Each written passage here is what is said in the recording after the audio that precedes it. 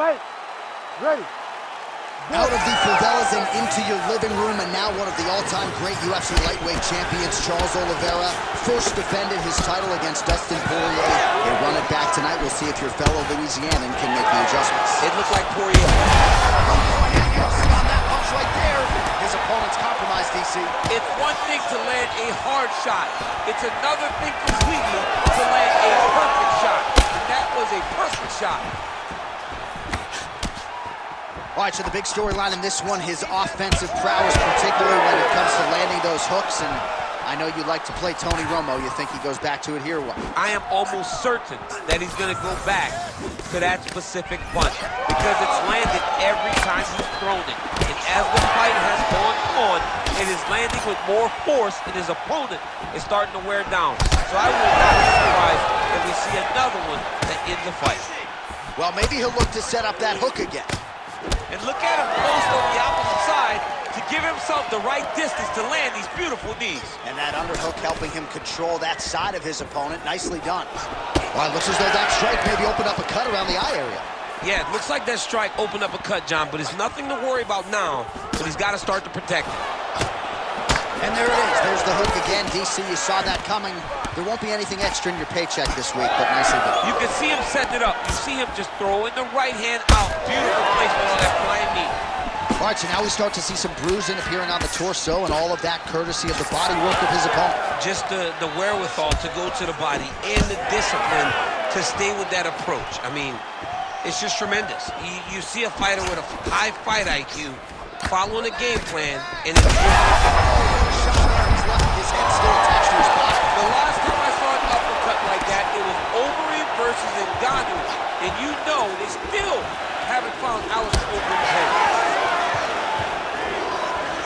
All right, so he's landed a few seminal uppercuts already, DC. You got to think he goes back to it. I am almost certain he's going to go and try to find another one of those. But expect him to really sit down and try to make one. Both unwilling to take a step back. What a phenomenal fight. Ooh, right into side control, DC. This is where you want to be now because you get to make your opponent decide.